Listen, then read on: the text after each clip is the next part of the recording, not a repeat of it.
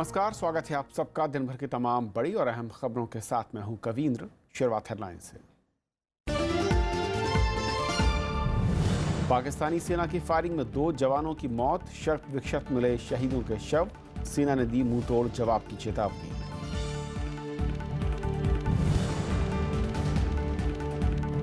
कश्मीर में आतंकियों ने लूटी कैश वैन, हमले में 4 पुलिसकर्मियों की हत्या, 2 बैंक कर्मचारियों की गई जान।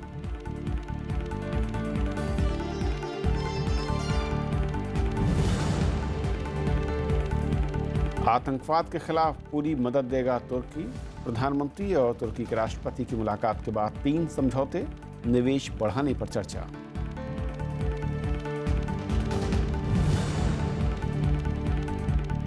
उत्तराखंड में 7 विधानसभाओं की ईवीएम सील, गड़बड़ी के खिलाफ याचिकाओं पर हाईकोर्ट का आदेश। राज्य चुनाव आयोग और जीते हुए उम्मीदवारों को नोटिस।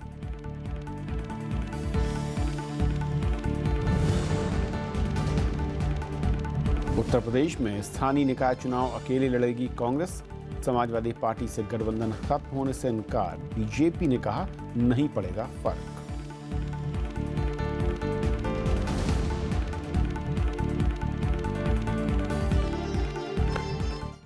पहली खबर में आज हम बात करेंगे उत्तर प्रदेश की, जहां कांग्रेस ने अकेले स्थानीय निकाय चुनाव लड़ने का ऐलान किया। लेकिन उससे पहले जम्मू कश्मीर में पाकिस्तान की फायरिंग और आतंकी हमले की बड़ी खबर है, जहां पर पाकिस्तान अपनी हरकतों से बाज नहीं आ रहा।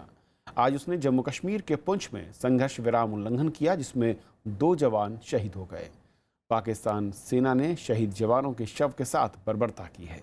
सेना और रक्षा मंत्री ने इसका माकूल जवाब देने की बात कही। इधर गृह मंत्री राजनाथ सिंह ने सीमा सुरक्षा और कश्मीर के हालात पर आला अधिकारियों के साथ बैठक की। पाकिस्तान सेना ने सोमवार सुबह एक बार फिर जम्मू कश्मीर में सेना चौकियों को निशाना बनाकर गोलीबारी की। पुंछ जिले की कृष्णा घाटी सेक्टर में सीमा पार से स्वचालित हथियार से गोलीबारी और रॉकेट दागे गए। इसमें सेना और बीएसएफ का एक जवान शहीद हो गया और बीएसएफ का एक जवान घायल हो गया। From the Rosa and Battle posts of enemy posts from Pakistan side, जिसमें इनिशियली 3 इंजरीज हुई थी और सबको एयरलिफ्ट किया गया था। तो उसमें 200 बटालियन बीएसएफ के head constable Prem Sagar and 22 Sikh के नायब सूबेदार परमजीत जो है ये सकम कर गए अपनी इंजरीज। सेना के मुताबिक पाकिस्तान सेना ने शहीद हुए जवानों के शवों के साथ बर्बरता की है। सेना इस हरकत का माकूल जवाब देगी। ऐसी हरकतें तो युद्ध में भी नहीं हुआ करती और निश्चित रूप से शांति में तो कभी नहीं होती। भारत सरकार इसकी घोर निंदा करती है। हमारी सेना और फौज के ऊपर पूरा भरोसा है कि इसकी जो प्रतिक्रिया उनको करनी पड़ेगी वो करेंगे और जो ये बलिदानी हमारे 2 सिपाहियों की है ये व्यर्थ नहीं जाएगी। इधर कश्मीर के पुलवामा में सोमवार को फिर छात्रों और सुरक्षा बलों के बीच झड़प हुई। छात्र सुरक्षा बलों की सख्ती के विरोध में प्रदर्शन कर रहे थे। छात्रों का जुलूस जब पुलवामा के पुलिस स्टेशन पहुंचा तो कुछ छात्रों ने तैनात सुरक्षा कर्मियों पर पथराव शुरू कर दिया। हालात पर काबू पाने के लिए पुलिस ने आंसू गैस के गोले दागे। बीते दिन पुलवामा के डिग्री कॉलेज के छात्रों और सुरक्षा बलों के बीच झड़प हुई थी। कश्मीर के हालात और आंतरिक सुरक्षा के मसले पर केंद्रीय गृह मंत्री राजनाथ सिंह ने उच्च स्तरीय बैठक की। इसमें एनएसए अजीत डोभाल के अलावा आईबी चीफ, सीआरपीएफ डीजी और गृह सचिव शामिल हुए। Bureau report, Rajya Sabha TV. Jammu Kashmir के कुलगाम में आतंकियों ने सोमवार को जेके बैंक की एक कैश डिलीवरी वैन पर हमला कर 4 पुलिसकर्मियों और 2 बैंक कर्मियों की हत्या कर दी। पुलिस के मुताबिक दक्षिण कश्मीर में बैंक की कैश वैन निहामा से कुलगाम जा रही थी। यहां ककरान एग्रीकल्चर यूनिवर्सिटी के पास आतंकियों ने कैश वैन पर हमला किया और उसके बाद आतंकियों ने वैन में मौजूद पुलिसकर्मियों और बैंक स्टाफ को गाड़ी से उतारकर गोली मार दी। आतंकियों ने वैन से करीब 50 लाख रुपए की लूट की। घटना के बाद सेना, अर्धसैनिक बल और जम्मू कश्मीर पुलिस के तमाम अधिकारी मौके पर पहुंचे। और अब देखते हैं पहली खबर।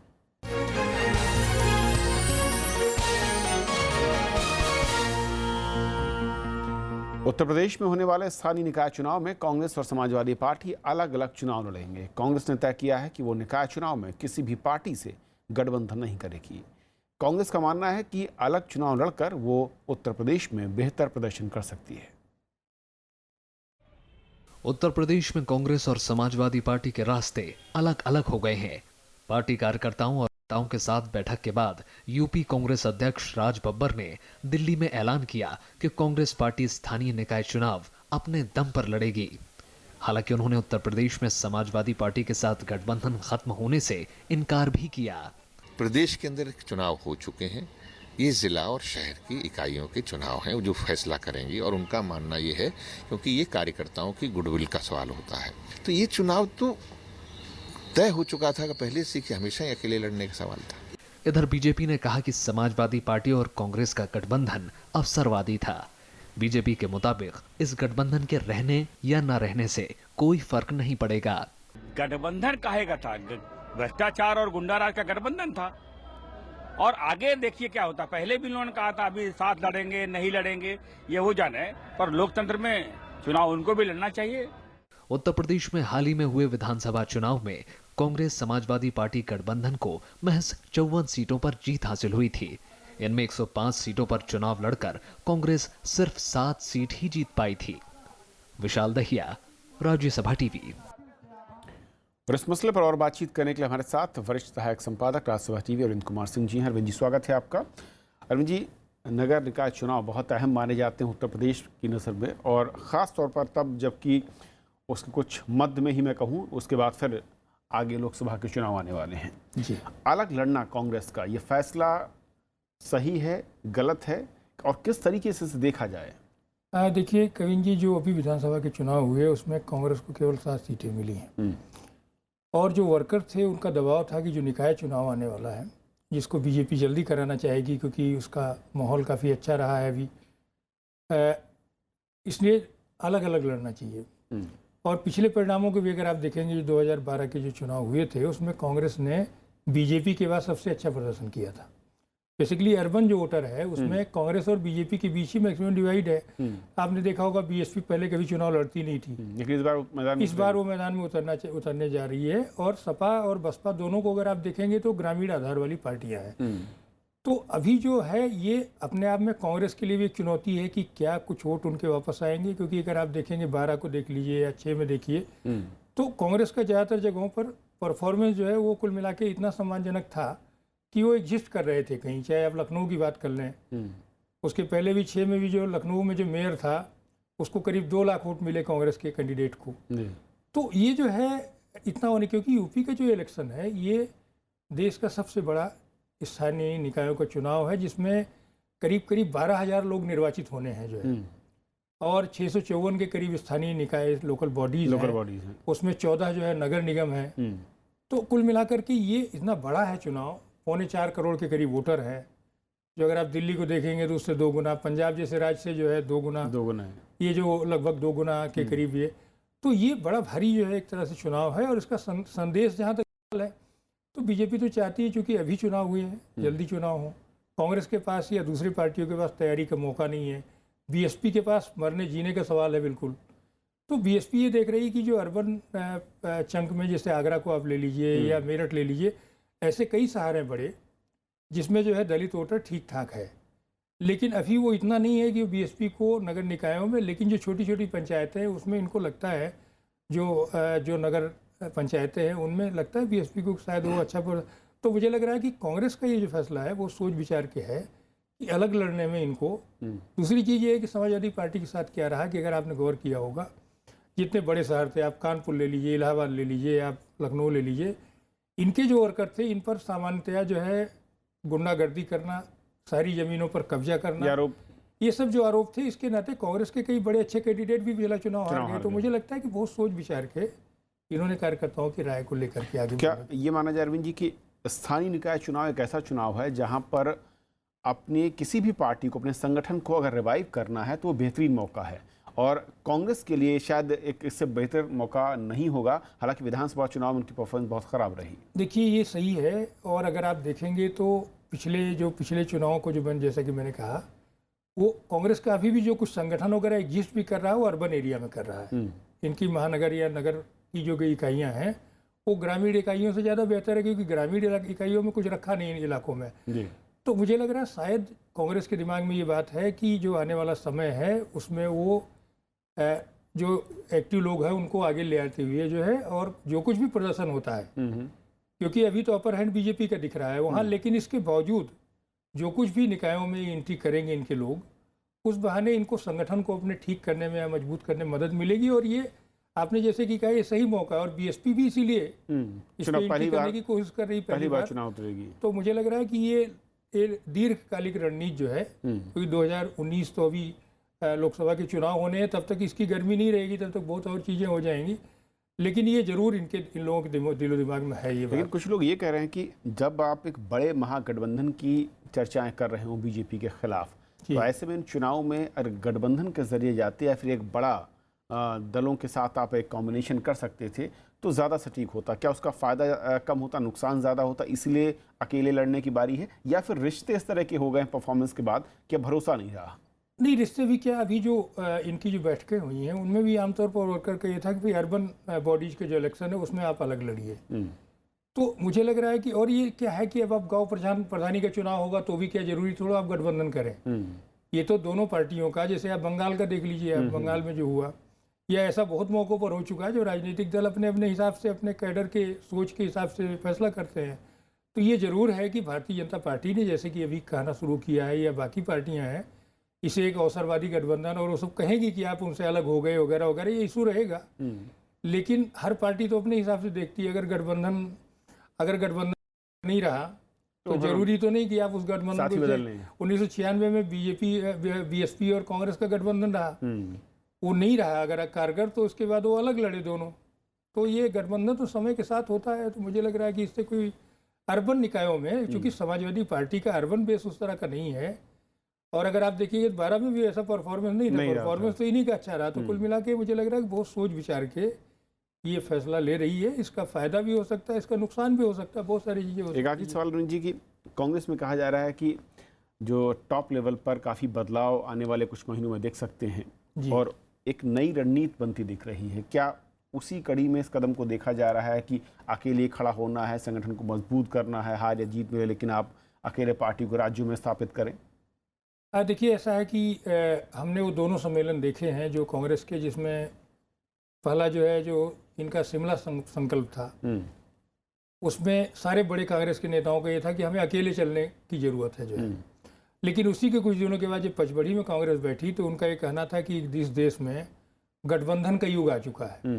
अब आप देखिए, उत्तर प्रदेश में कांग्रेस बीजेपी भले जीती हो, लेकिन वो गठबंधन को उसने न सिर्फ महत्व दिया है, बल्कि ऐसे ऐसे छोटे पार्टियों को जिसका नाम भी लोगों ने नहीं सुना था उसको लिया। तो ये गठबंधन का युग है, और इस गठबंधन में आप बाकियों को इग्नोर करके नहीं चल सकते। तो मुझे लग रहा है कि ये सब जो चुनाव हैं, इनमें तो एकला चल के आप संगठन बनाने के हिसाब से काम कर सकते हैं, लेकिन लोकसभा या राज्य विधानसभा के जो चुनाव होंगे उसमें निश्चित तौर पर आपको जो है कुछ गठबंधन करने होंगे। और अपरिहार्य है वो बीजेपी अगर कर रही है, अगर जो है ममता बनर्जी कर रही है, अगर नीतीश कुमार कर रहे हैं, अगर जो है करुणानिधि को करने की नौबत है, तो मुझे लग रहा है कि राष्ट्रीय स्तर पर दो गठबंधनों की जरूरत है, और वो गठबंधन खड़े हो रहे हैं जो खड़े हो रहे हैं। जी, बहुत बहुत शुक्रिया अरविंद जी इस पूरी बातचीत के लिए आपका।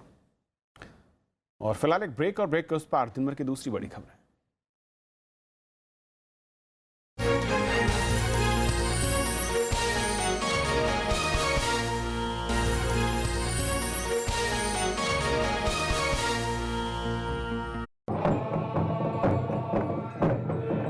कोन्याक आदिवासी समुदाय का सबसे बड़ा त्योहार होता है आवलैंग। इन पुरुषों को जन्मजात लड़ाका और शिकारी माना जाता है। आवलैंग त्योहार के दौरान जब ये पुरुष नाचते हैं तो इन बंदूकों से जमकर फायर भी करते हैं।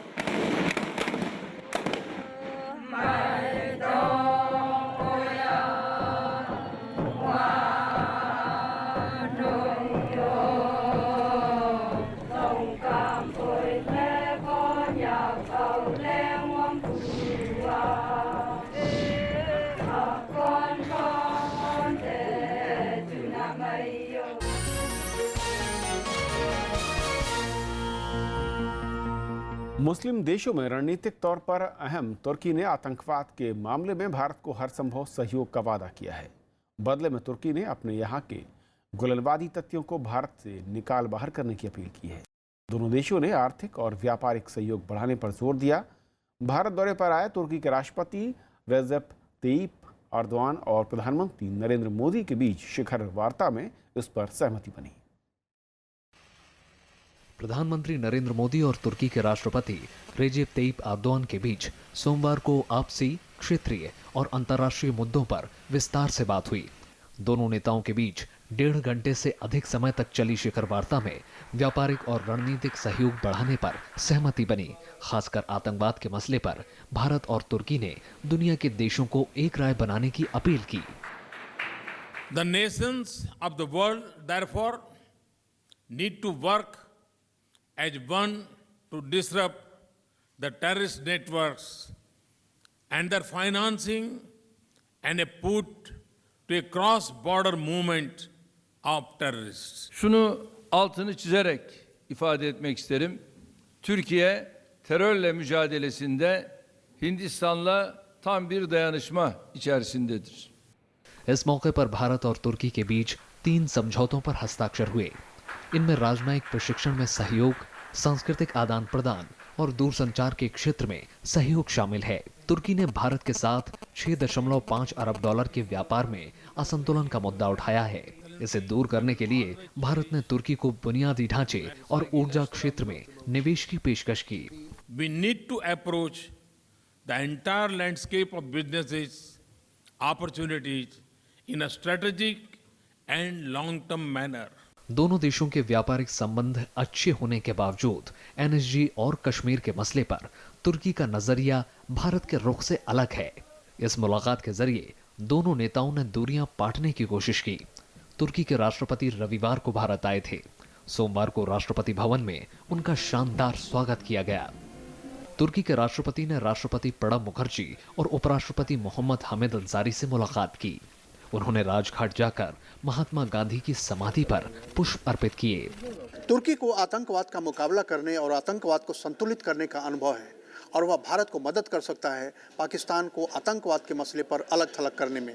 लेकिन असली सवाल ये है कि क्या ओआईसी में कश्मीर के मसले पर तुर्की भारत का साथ दे पाएगा? राज्यसभा टेलीविजन के लिए कैमरा पर्सन सुधांशु के साथ दिल्ली से अखिलेश सुमन। कांग्रेस उपाध्यक्ष राहुल गांधी ने किसानों और आदिवासियों के मुद्दे पर केंद्र और गुजरात सरकार को आड़े हाथ दिया है। राहुल ने कहा कि जब किसान और आदिवासी अपना हक मांगते हैं तो उन पर लाठियां बरसती हैं। राहुल ने आरोप लगाया कि गुजरात सरकार सिर्फ मार्केटिंग में व्यस्त है।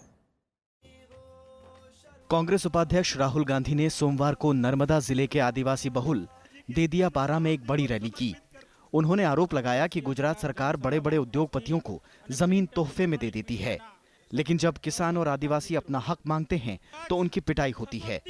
राहुल गांधी ने आदिवासियों की भलाई को लेकर भी केंद्र और राज्य की बीजेपी सरकार पर तंज कसा। आरएसएस के लोग, बीजेपी के लोग और नरेंद्र मोदी जी आदिवासी को इंसान नहीं मानते हैं। वो चाहते हैं कि पूरा का पूरा आदिवासी समाज जंगल से निकले और शहरों में जाकर अमीर लोगों के घर में काम करे। कांग्रेस उपाध्यक्ष ने वाइब्रेंट गुजरात सम्मेलन को लेकर भी गुजरात सरकार को आड़े हाथों लिया। उन्होंने कहा कि इससे केवल उन लोगों को फायदा होता है जो मार्केटिंग का पैसा देते हैं, बाकी लोग सिर्फ देखते रह जाते हैं। नरेंद्र मोदी जी ने वायदा किया था 2 करोड़ युवाओं को रोजगार देने का। कितने लोगों को पिछले 2 साल में रोजगार मिला? पता लगा पिछले साल पूरे हिंदुस्तान में 1 लाख युवाओं को रोजगार मिला। गुजरात में इस साल के आखिर में विधानसभा चुनाव होने हैं। राज्य विधानसभा की 182 सीटों में से 27 अनुसूचित जनजाति के लिए आरक्षित हैं। कार्यक्रम में पार्टी नेता अहमद पटेल समेत कई हस्तियां मौजूद थीं। Bureau report, Rajya Sabha TV. आम आदमी पार्टी में कुमार विश्वास को पार्टी संयोजक बनाने की मांग ने जोर पकड़ लिया है। कई विधायक पार्टी की लीडरशिप में बदलाव के लिए समर्थन कर रहे हैं। पार्टी विरोधी बयानबाजी के खिलाफ देर रात पॉलिटिकल अफेयर्स कमेटी की बैठक बुलाई गई। दिल्ली नगर निगम चुनाव में मिली हार के बाद आम आदमी पार्टी अब 2 गुटों में बंटती नजर आ रही है। पार्टी के कई विधायक कुमार विश्वास को पार्टी की कमान सौंपने की पैरवी कर रहे हैं। ये बात ज़रूर उठ रही है कि जो हम लोग सीएम को भी मिले कि संगठन में अब एक फेरबदल होना चाहिए। जिन लोगों को जिम्मेदारियां आज तक नहीं दी गई उन्हें भी जिम्मेदारियां देकर अब इस लड़ाई को जो है भ्रष्टाचार के खिलाफ जो देश में आंदोलन उसे आगे बढ़ाना चाहिए, जिसमें यकीनन कुमार विश्वास भी एक हैं जिनकी एक जिम्मेदारी एक तय होनी चाहिए कि उनको अब क्या जिम्मेदारियां दी जा रही हैं स्पेसिफिकली, और इसके लिए चर्चा पीएससी में होगा। तो अब बयानबाजी को लेकर पार्टी ने पॉलिटिकल अफेयर्स कमेटी की बैठक बुलाई है। इसमें विधायक अमानतुल्लाह खान के खिलाफ कार्रवाई और पार्टी की कमान किसी और को सौंपने पर चर्चा की जा सकती है। उनकी व्यक्तिगत राय होगी, थोड़ी सी पब्लिसिटी पाने के लिए, टीवी चैनल्स पे चलने के लिए हो सकता है उन्होंने ऐसा बयान दे दिया हो सकता है दिमागी संतुलन उनका बिगड़ गया हो, तो उसका इलाज कराना चाहिए उन्हें। दिल्ली से विधायक अमानतुल्लाह खान ने मीडिया में बयान जारी कर आरोप लगाया था कि कुमार विश्वास खुद को पार्टी का संयोजक बनाने के लिए विधायकों और मंत्रियों के साथ मीटिंग कर रहे हैं। वहीं पार्टी संयोजक अरविंद केजरीवाल ने कुमार विश्वास का समर्थन करते हुए ट्वीट कर पार्टी में किसी भी तरह की फूट से इनकार किया था। चुनावों में हार के बाद पार्टी की लीडरशिप और रणनीति पर सवाल उठने लगे हैं। पार्टी का एक गुट केजरीवाल को मुख्यमंत्री के तौर पर देखना चाहता है और कुमार विश्वास में विश्वास दिखाते हुए पार्टी की कमान सौंपने की बात कर रहा है। कैमरामैन कंवलजीत के साथ Anu Diwan, Rajya Sabha TV, Delhi. Uttarakhand high court ने 6 विधानसभा सीटों की ईवीएम मशीनें करने के आदेश दिए हैं, जिनमें मसूरी, रायपुर, राजपुर, रानीपुर, प्रतापपुर और हरिद्वार ग्रामीण सीटें शामिल हैं। 6 याचिकाओं में ईवीएम से गड़बड़ी का आरोप लगाया गया। हाईकोर्ट की एकल पीठ ने न्यायिक मजिस्ट्रेट की मौजूदगी में 48 घंटे में मशीन सील कर स्ट्रांग रूम में रखने को कहा है। साथ ही राज्य चुनाव आयोग और जीतने वाले उम्मीदवारों को नोटिस जारी कर 6 सप्ताह में जवाब मांगा गया। इससे पहले हाईकोर्ट ने विकास नगर विधानसभा सीट की ईवीएम भी सील करने का आदेश दिया था। सुप्रीम कोर्ट ने कोलकाता हाई कोर्ट के 4 मई को जस्टिस CS कन्नन की मेडिकल जांच का आदेश दिया है। इसकी रिपोर्ट 8 मई तक शीर्ष अदालत को सौंपी जानी है। मुख्य न्यायाधीश JS खेर की अगुवाई वाली 7 जजों की पीठ ने ये निर्देश दिया है। पश्चिम बंगाल के DGP को पुलिस अधिकारियों की टीम गठित करने को कहा गया है। ये टीम मेडिकल बोर्ड की मदद करेगी। सभी अदालतों, न्यायाधिकरण और आयोगों को आदेश दिया गया है कि वो जस्टिस कन्नन के निर्देशों पर अमल न करें। जस्टिस कन्नन ने मेडिकल जांच कराने से इनकार कर दिया है। जस्टिस कन्नन पर अवमानना का मामला चल रहा है। कन्नन ने प्रधानमंत्री को चिट्ठी लिखकर कई जजों पर गंभीर आरोप लगाए थे। भारतीय स्टेट बैंक ने जमा पर अब कम ब्याज मिलेगा। बैंक ने अलग अलग परिपक्वता अवधि की मियादी जमाओं पर ब्याज दरों में .5% तक की कटौती का ऐलान किया है। अब 2 से 3 साल के बीच की अवधि की जमा पर ब्याज 0.7% से घटाकर 6.25% कर दिया गया और इसी अवधि की वरिष्ठ नागरिकों की जमा राशि पर 0.7% ब्याज मिलेगा, जो अब तक 7.25% था। बैंक ने 3 से 10 साल की अवधि की जमा राशि पर ब्याज 0.25% कम कर 6.5% कर दिया और नई दरें 29 अप्रैल 2017 से लागू हो गई। नई दरें अब 29 अप्रैल से यानी कि लागू मानी जाएंगी। उत्तर कोरिया ने किसी भी वक्त परमाणु परीक्षण की धमकी दी है। विदेश मंत्रालय ने कहा है कि उनका देश अमेरिका के किसी विकल्प का जवाब देने के लिए पूरी तरह तैयार है। उत्तर कोरिया ने कहा कि अमेरिका युद्ध वाली नीतियां नहीं छोड़ेगा, तब तक हम परमाणु हमले की काट खोजते रहेंगे। उत्तर कोरिया ने पिछले 11 साल में 5 बार परमाणु परीक्षण किया है। माना जा रहा है कि 6ठा परीक्षण होगा। शनिवार को भी उत्तर कोरिया ने बैलिस्टिक मिसाइल का परीक्षण किया था। अमेरिका ने इस परीक्षण को नाकाम बताया था और पिछले कुछ दिनों से अमेरिका और उत्तर कोरिया के बीच बयानबाजी बढ़ती जा रही है।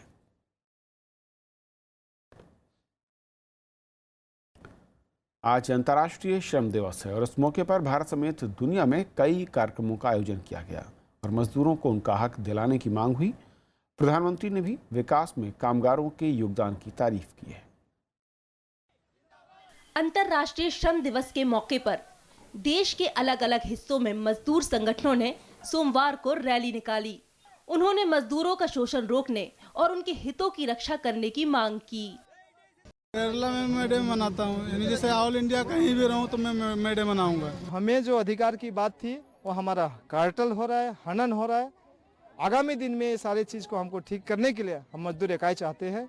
अंतर्राष्ट्रीय श्रम दिवस पर प्रधानमंत्री नरेंद्र मोदी ने देश की प्रगति में श्रमिकों की भूमिका की तारीफ की, साथ ही कामगारों के संकल्प और कड़े परिश्रम को नमन किया। श्रम और रोजगार मंत्री बंडारू दत्तात्रेय ने कहा है कि श्रमिकों को काम, वेतन और सामाजिक सुरक्षा उपलब्ध कराना सरकार की प्राथमिकता है। अंतर्राष्ट्रीय श्रम दिवस का मकसद श्रम संगठनों और मजदूरों के हितों को बढ़ावा देना है। ये श्रमिकों के काम की अवधि 8 घंटे तक किए जाने के आंदोलन की जीत के रूप में भी मनाया जाता है। Bureau report, Rajya Sabha TV. तो इस बुलेटिन में फिलहाल इतना ही। नमस्कार।